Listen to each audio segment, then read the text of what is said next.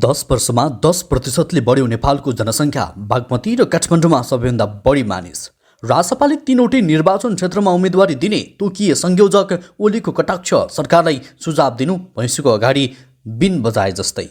गगन थापाको टिप्पणी, प्रधानमन्त्री प्रचण्डलाई पद जान्छ कि भन्ने डर छ। 21,90,000 भन्दा बढी नेपाली विदेशमा, सबैभन्दा धेरै लुम्बिनी प्रदेशबाट।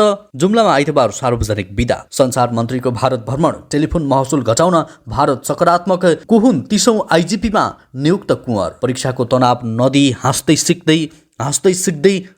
सिक्दै शैक्षिक वातावरण बनाउनुपर्छ। महामन्त्री थापाको भनाई। लिङदेलको आरोप, राप्रपा सरकारमा हुँदा सहितको सूची ल्याएर प्रचण्डले गरे अपमान। 2 वर्ष जेल सजाय तोकिएपछि राहुल गान्धीको सांसद पद खारेज। अब चितवनबाट पनि लाइसेन्स लिन सकिने। मुख्यमन्त्री बन्न गठबन्धनमा हानथाप। मिटरीबाजी पीडितको समस्या समाधान गर्न नयाँ कानुन ल्याइँदै। नवजोत सिंह सिन्धुकी श्रीमतीलाई क्यान्सर। जेलमै कैद श्रीमानका लागि लेखिन भावुक सन्देश। टिल्ल जाँड खाएर एमाले हुँ भन्दै हिँड्न पाइँदैन, ओलीको भनाई। भाडामा गर्लफ्रेन्ड र पत्नी, चीनमा किन बढ्दैछ यो बिजनेस। सर्वसाधारणका लागि खुला भयो रानी पोखरी। बेलायती राजाकै भ्रमण रोकिने गरी पेरिसमा भड्किएको आन्दोलन र सगरमाथा आरोहण अनुमति सुरु। 15 जनाको आरोही समूहले लिए अनुमति लगायतका अझ दिनभरका केही महत्त्वपूर्ण ब्रेकिङ न्युजको साथमा म सन्तोष कठायत उपस्थित भएको छु। पुरा समाचार महत्त्वपूर्ण भएकाले अन्तिमसम्म हेरी हाम्रो हौसला सुरु भिडियोमा एक लाइक गर्दै सक्दो शेयर गर्न नबिर्सिनुहोला। समाचारको सुरु गरौँ नेपालको नयाँ जनसङ्ख्याको प्रसङ्गबाट। नेपालको जनसङ्ख्या 2,91,64,578 रहेको आधिकारिक घोषणा भएको छ। प्रधानमन्त्री पुष्पकमल दाहालले शुक्रबार राष्ट्रिय जनगणना 2078 को नतिजा सार्वजनिक गर्दै नेपालको जनसङ्ख्या 3 करोड नजिक पुगेको घोषणा गरेका हुन्। 2068 सालको जनगणना अनुसार नेपालको कुल जनसङ्ख्या 2,64,94,504 रहेको थियो। नेपालमा 10 वर्षमा जनगणना हुने गर्दछ। नयाँ तथ्याङ्क अनुसार देशमा पुरुषको सङ्ख्या 1,42,53,000, त्यस्तै महिलाको सङ्ख्या 1,49,11,027 रहेको। त्यसै गरी देशको सबैभन्दा बढी जनसङ्ख्या भएको प्रदेश बागमती रहेको छ। बागमतीमा 61,20,000 जनसङ्ख्या रहेको छ भने जुन कुल जनसङ्ख्याको 20.97% हो। सबैभन्दा कम जनसङ्ख्या भएको प्रदेश भने कर्णाली हो। कर्णालीमा कुल जनसङ्ख्याको 5.79% जनसङ्ख्या रहेको छ। त्यसै गरी भौगोलिक क्षेत्रअनुसार तराईमा कुल जनसङ्ख्याको 53.61%, पहाडमा 40.31% र तराईमा हिमाली क्षेत्रमा 6.08% जनसङ्ख्या रहेको छ। त्यस्तै राष्ट्रिय स्वतन्त्र पार्टी रासपाले आगामी वैशाख 10 हुन लागेको उपनिर्वाचनमा 3वटै निर्वाचन क्षेत्रमा उम्मेदवारी दिने भएको छ। पार्टीको आज बसेको केन्द्रीय समितिको बैठकले तनहुँ 1, चितवन 2 र बारा 2 मा उम्मेदवारी दिने निर्णय गरेको उपसभापति डोलप्रसाद अर्यालले जानकारी दिए। उनले 3वटै निर्वाचन क्षेत्रमा गठबन्धन बिना उम्मेदवार दिने निर्णय भएको छ। बैठकले निर्वाचन क्षेत्रको संयोजक समेत तोकेको छ। चितवन 2 मा उपसभापति डोलप्रसाद अर्याल, तनहुँ 1 मा सहमहामन्त्री करविन्द्र बुर्लाकोटी र बारा 2 मा केन्द्रीय सदस्य गणेश कार्की संयोजक तोकिएको हो। बैठकमा पार्टीको विभागीय जिम्मेवारी बाँडफाँडका विषयमा समेत छलफल भएको उपसभापति अर्यालले बताएका छन्। सीताराम कट्टेल धुर्मुसकी पत्नी कुञ्जना घिमिरे सुन्तलीले चितवनमा क्रिकेट रङ्गशालाको विषयलाई लिएर सुन्नै नसकिने शब्दका गालीका कारण आफू मानसिक रूपमा विक्षिप्त भएको बताएकी छन्। गैराती सामाजिक सञ्जालमा उनले भावुक स्टाटस लेखेकी छन्। कुञ्जनाले सुन्ने र सहने शक्ति हराइसकेको भन्दै आफूलाई सफाई या सजाय दिन अनुनय समेत गरेकी छन्। राज्यसँग धेरै मन दुखेको छ भन्दै कुञ्जनाले लेखेकी छन्। अबको हरेक वार्ता खुलेआम रङ्गशालाको मैदानमा गरियोस्, नाकि बन्द कोठामा। मलाई मेरो इनबक्समा नग्न तस्बिरहरू पठाउन सुरुवात भएको छ। विभिन्न तुच्छ गालीको वर्षा भइरहेको छ। म पनि मान्छे हुँ, धेरै मन दुखेको छ राज्यसँग र राष्ट्रसँग। यो पनि पढ्नुहोस्। चितवनको क्रिकेट रङ्गशालामा अलपत्र पार्नेहरू बागमती सरकारले कबुल्यो 30 करोड, दियो 3 करोड, उनले थपेकी छन्। धुर्मुसजीले केही समय धैर्य गर भन्दै गर्दा यतिका समय सुन्नै नसकिने शब्दहरूका गाली गुलैज सहँदै आए र आज म मानसिक यातनाले विक्षिप्त भएकी छु। अब सुन्ने र सहने शक्ति छैन ममा। कि मलाई सफाई देऊ कि सजाय, तर जे गर्छौ छिटो गर। चितवनको रङ्गशाला निर्माणका क्रममा यसका पहलकर्ता धुर्मुसलाई 18 करोडभन्दा बढी ऋण लागेको छ। रकम अभाव भएपछि उनले उधारोमा सामान झारेर काम गर्दा सो ऋण लागेको हो। सहयोगका लागि कबुल गर्नेहरूले पनि अहिले व्यवस्था गरेको उनी बताउँदछन्। दर्शकबिन रङ्गशालाको विषयमा तपाईँको धारणा के छ कृपया कमेन्ट गर्नुहोला। त्यस्तै राष्ट्रिय जनगणना 2078ले 21,90,000 भन्दा बढी नेपाली विदेशमा बसोबास गर्ने गरेको तथ्याङ्क देखाएको छ।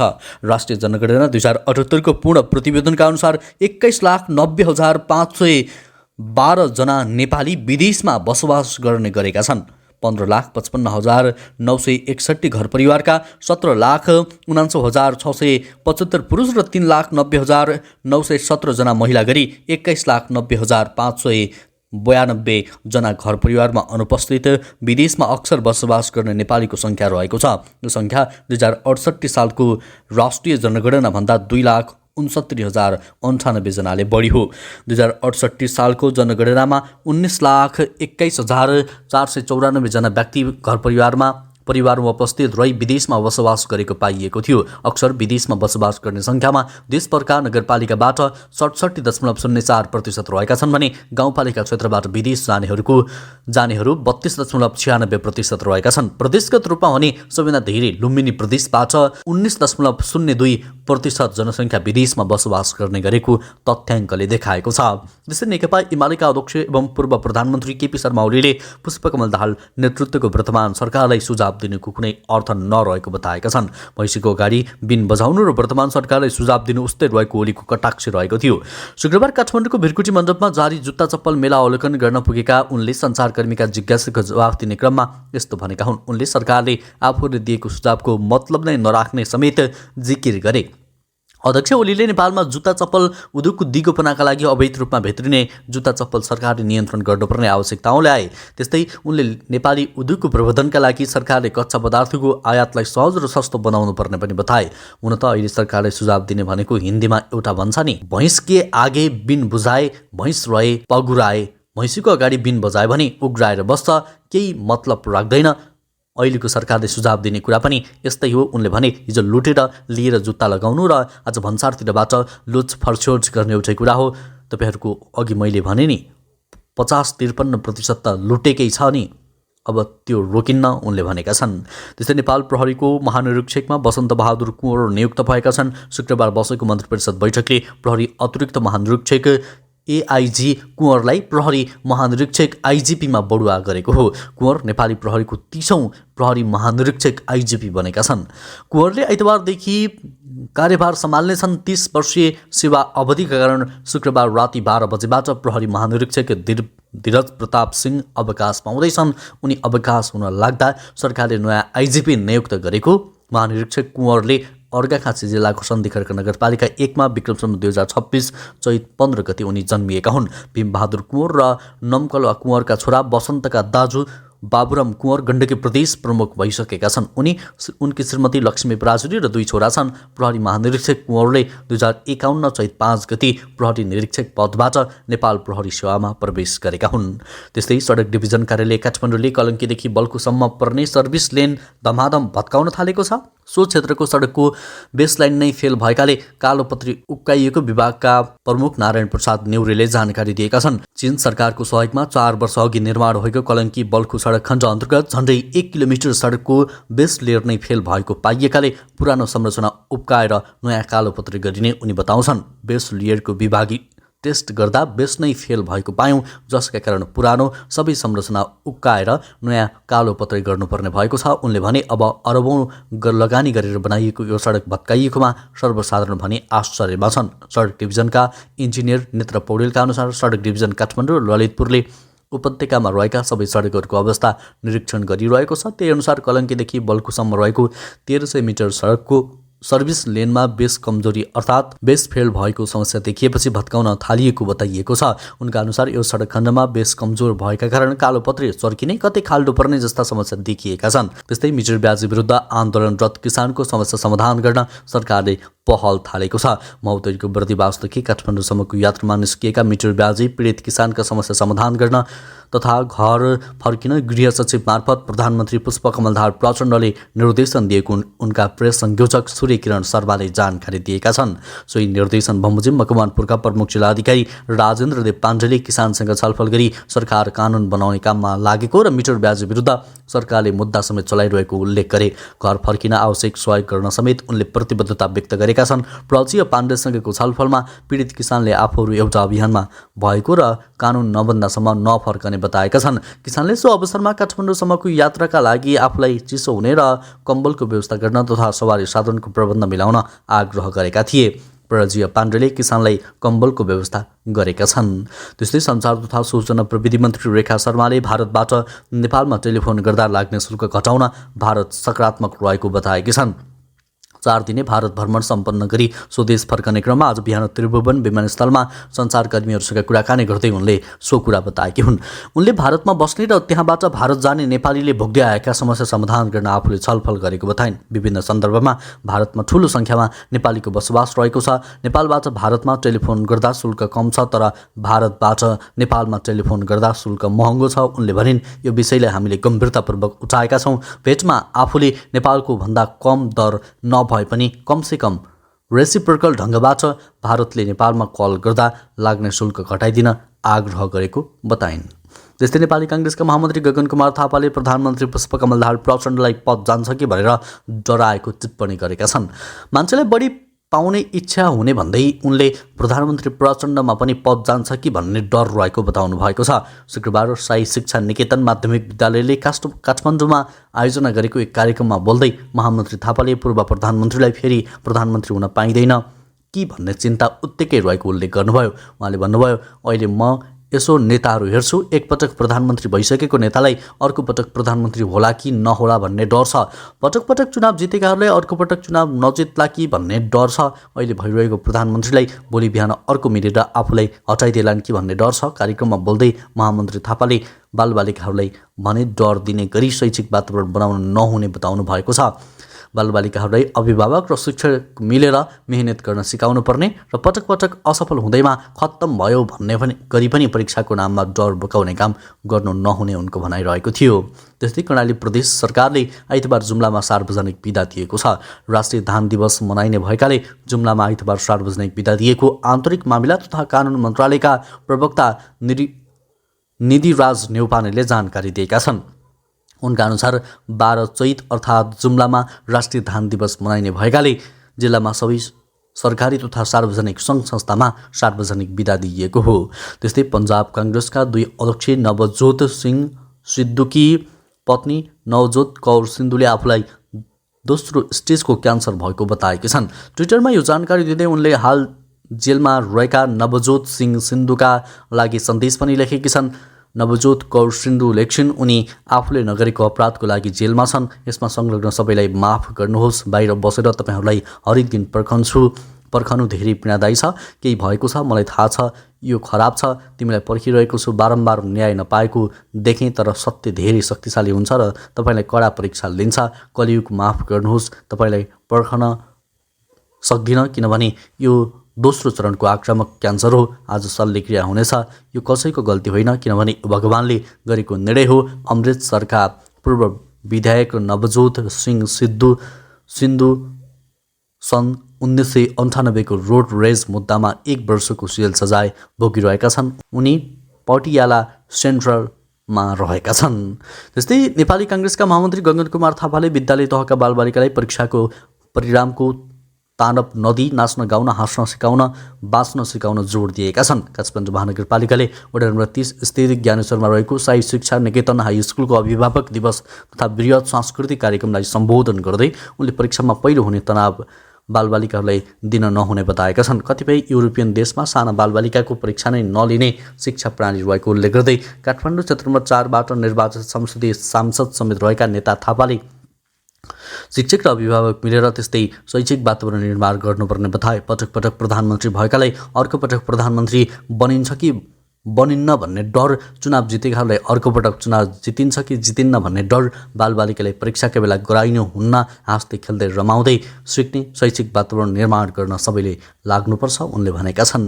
त्यस्तै यातायात व्यवस्था कार्यालयले अब चितवनबाट पनि लाइसेन्स वितरण सुरु गर्ने भएको छ। कार्यालयले आइतबारदेखि चितवनबाट लाइसेन्स वितरणको लागि अनलाइन फारम भर्ने गरी तयारी भइरहेको कार्यालयका प्रमुख कालीप्रसाद भुजेलले जानकारी दिएका छन्। कार्यपालिकाका कार्यपालिकाले दैनिक 5-6 जनाको लाइसेन्स परीक्षा लिने गरी बागमती प्रदेशको श्रम रोजगार तथा यातायात मन्त्रालयबाट अनुमति लिइसकेको छ। बुझेलका अनुसार दैनिक 200 जनालाई मोटरसाइकल, त्यस्तै 100 जनालाई स्कुटर, 100 जनालाई कार जिप, 40 जनालाई रिक्सा, त्यस्तै ई रिक्सा र टेम्पो 20 जनालाई, त्यस्तै ट्र्याक्टर 15 जनालाई, मिनी बस ट्रक 15 जनालाई, बस लहरी र 25 जनालाई मेसिनरी उपकरणको परीक्षा लिइनेछ। यसअघि चितवनका मानिसहरू सवारी चालक अनुमति पत्रका लागि हेटौडा, वीरगञ्ज, कावासोती, काठमाडौँ लगायतका ठाउँमा जान बाध्य थिए। त्यस्तै काङ्ग्रेस आइका पूर्व अध्यक्ष तथा लोकसभा सदस्य राहुल गान्धीको सांसद पद खारिज भएको छ। राहुल गान्धी वायनाडबाट लोकसभामा सांसद हुन्। लोकसभा सचिवालयले मानहानि मुद्दामा 2 वर्षको जेल सजाय भोगेपछि राहुल गान्धीको सदस्यता खारेज गर्न सूचना जारी गरेको हो। 2 वर्ष वा त्यसभन्दा बढी सजाय पाएपछि सांसद वा विधायकको सदस्यता स्वत समाप्त हुने संवैधानिक व्यवस्था रहेको छ। सोही अनुसार राहुलको संसद सदस्यता समाप्त भएको हो। काङ्ग्रेसले आफ्नो नेतालाई सत्य बोलेकोमा सजाय दिएको प्रतिक्रिया दिँदा भारतीय जनताले भने लोकसभा सचिवालयको निर्णयलाई स्वागत गरेको छ। त्यस्तै राष्ट्रिय प्रजातन्त्र पार्टीका अध्यक्ष राजेन्द्र तथा पूर्व उप प्रधानमन्त्री राजेन्द्र लिङ्गदेलले आफै सरकारमा सहभागी भएको बेला प्रधानमन्त्री तथा माओवादी केन्द्रका अध्यक्ष पुष्पकमल प्रचण्डले माओवादी पार्टीको एकल सरकार जस्तै गरी हतारमा सशस्त्र युद्धमा मृत्यु भएकाहरूको नामसहितको सूचीमा राखेर सबैको अपमान गरेको बताएका छन्। शुक्रबार भैरवमा पार्टी निकट राष्ट्रिय प्रजातान्त्रिक महिला सङ्गठन रूपन्देहीको जिल्ला अधिवेशन उद्घाटन गर्दै उनले तत्कालीन सरकारले हतारमा सशस्त्र युद्धमा ज्यान गुमाएका व्यक्तिहरूको नाम राजपत्रमा प्रकाशित गरेको र त्यो सूचीमा जीवित मानिसहरूको नाम समेत राखेको भन्दै आलोचना गरेका हुन्। प्रचण्ड नेतृत्वको सरकार माओवादी केन्द्रको मात्रै हो भनेझै गरी जिउँदा मानिसहरूको नाम पनि शहीदको सूचीमा प्रकाशित गर्न मुलुक र जनताका लागि केही सही सन्देश नभएको र वास्तविक शहीदप्रति पनि अपमान भएको आरोप लगाएका छन्। लिङ्गदेलले माओवादीलाई देशको अवस्थाको बारेमा भन्दा पार्टीका बारेमा चिन्ता बढी भएको बताउँदै उहाँहरूलाई देशको होइन आफ्नो पार्टीको बारेमा चिन्ता छ, त्यसैले मन लाग्दै निर्णय गर्दै जानुभएको छ उनले भनेका छन्। त्यस्तै सरकारले पेन्सन पाउने उमेर 62बाट बढाएर 64 बनाइदिएपछि फ्रान्सका जनता यति बेला आन्दोलित बनेका छन्। यो आन्दोलनले शान्तिपूर्ण सङ्घर्षको संयम गुमाउने खतरा बढ्दै गएको छ। यही आन्दोलनका कारण अन्ततः बेलायतका राजाले आफ्नो आसन्न पेरिस भ्रमण नै रद्द गर्नु परेको छ। 16 मार्चदेखि फ्रान्सका नागरिकले आफ्नो सरकार विरुद्ध सडकमा रहेका छन्। फ्रान्सका युवा अधिकार कर्मी एलेक्सिस पोयार्ड भन्छन्, फ्रान्सले क्रान्ति यता निरन्तर आन्दोलन गर्नु हाम्रो संस्कार नै भइरह्यो। हामी आक्रोशित हुँदा आन्दोलित हुन्छौँ र परिणाम निकाल्ने गरी सडकमा उत्रन्छौँ उनले भने। राष्ट्रपति इमानुएल माक्रोनले संसदमा मतदान गर्नु नपरेको प्रावधानको फाइदा उठाउँदै निवृत्ति भरण पाउने सुविधाको उमेर अरू 2 वर्ष बढाएपछि फ्रान्स सरकार विरुद्ध सडकमा उत्रिएको हो। नोबेल पुरस्कार विजेता एनी एरानबक्सदेखि लाखौँ सर्वसाधारण सडकमा आएका हुन्। त्यस्तै रानीपोखरी पुनर्निर्माणपछि पहिलोपटक सर्वसाधारणको लागि खुला भएको छ। महानगर प्रहरीले सरसफाई गरेर बुधबारबाट सर्वसाधारणको लागि रानीपोखरी खुला गरेको काठमाडौँ महानगरपालिकाका प्रवक्ता नवीन मानन्दरले जानकारी दिएका छन्। मानन्दरका अनुसार रानीपोखरीमा अब सर्वसाधारण बिना टिकट अवलोकन गर्न पाउनेछन्। पुनर्निर्माणपछि महानगरले बारम्बार सर्वसाधारणलाई खुलाउन पहल गर्दै आएको थियो। बुधबारबाट औपचारिक रूपमा खुले पनि आजबाट मान्छेहरू रानीपोखरीमा जान थालेका छन्। प्रवक्ता मानन्दरले भने 2072को भूकम्पले क्षति पुगेपछि पुनर्निर्माण गरी रानीपोखरीलाई पुरानै स्वरूप दिइएको थियो। तत्कालीन राष्ट्रिय पुनर्निर्माण प्राधिकरणले 8 पुस 2078मा महानगरलाई रानीपोखरी हस्तान्तरण गरे पनि सर्वसाधारणका लागि खुला गरिएको थिएन। लामो समय बन्द हुँदा र मर्मत सम्भार पनि नहुँदा झारपात उम्रिएर रानीपोखरी कुरूप बनेको थियो। अहिले भने सरसफाई गरेर रानीपोखरीको चिटिक्क पारिएको काठमाडौँ महानगरपालिकाले जनाएको छ। त्यस्तै यस वर्षको वसन्तकालीन यामको सर्वोच्च शिखर सगरमाथा आरोहणका लागि आजदेखि आरोहण अनुमति दिन सुरु गरिएको छ। पर्यटन विभागका अनुसार यो वर्षको वसन्त ऋतुमा सगरमाथा आरोहणका लागि पहिलो 15 जनाको आरोही समूहले आरोहण अनुमति लिएको हो। संस्कृति पर्यटन तथा नागरिक उड्डयन मन्त्री सुदन किराँतीले सगरमाथा आरोहणमा जाने पहिलो आरोही समूहको टिम लिडरलाई आरोहणको अनुमति दिएको पर्यटन विभागले जनाएको छ। विभागको पर्वतारोहण शाखाका निर्देशक युवराज खतिवडाले वसन्तकालीन यामका लागि सगरमाथा आरोहण गर्न आज पहिलो आरोहण अनुमति जारी गरिएको बताए। उनका अनुसार आरोहण अनुमति लिनेमध्ये 10 पुरुष र 5 महिला रहेका छन्। उनीहरू अस्ट्रेलिया, चीन, जर्मनी, हङ्गेरी, सिङ्गापुर, दक्षिण अफ्रिका, थाइल्यान्ड, अमेरिकाका नागरिक हुन्। सगरमाथाको 1 सहित आजसम्म अन्य विभिन्न हिमाल आरोहणका लागि 10 आरोही समूहले अनुमति लिएको विभागका निर्देशक कतिवटाले जानकारी दिएका छन्। त्यस्तै विभागका अनुसार वसन्तकालीन याममा विभिन्न हिमालका लागि धमाधम आरोहण अनुमति जारी भइरहेको छ। त्यस्तै तीव्र रूपमा घट्दो जनसङ्ख्या वृद्धि दरले चीनलाई गम्भीर जनसाङ्ख्यिक खतरातर्फ लगेको छ। युवा युवतीमा बिहे गर्ने रुचि घटिरहेको छ। फलत विगतमा एउटा मात्रै बच्चा जन्माउनु पर्ने कानुनलाई कडा रूपमा लागू गरेको चीनले अहिले 3वटा बच्चा जन्माउनका लागि अनुरोध गरिरहेको छ। चिनिया परिवारहरू आफ्नो सन्तानलाई बिहे गर्नका लागि दबाब दिइरहेका छन्। रोचक त के भने आफ्नै छोराछोरीका लागि अभिभावकले नै ब्लाइन्ड डेट तय गरिदिन थालेका छन्। यी सबै घटनाक्रमका बीच चीनमा एउटा नयाँ व्यवसाय पनि तथ्य रूपमा फस्टाइरहेको छ, जसमा मानिसहरूले भाडामा गर्लफ्रेन्ड तथा पत्नी समेत लिन पाउँछन्। साउथ चाइना मर्निङ पोस्टमा प्रकाशित रिपोर्ट अनुसार भाडामा गर्लफ्रेन्ड तथा पत्नी उपलब्ध गराउनका लागि विभिन्न वेबसाइटहरू सञ्चालनमा छन्। ती वेबसाइटमा इच्छुक मानिसहरूले आफ्नो नाम दर्ता गर्दछन्।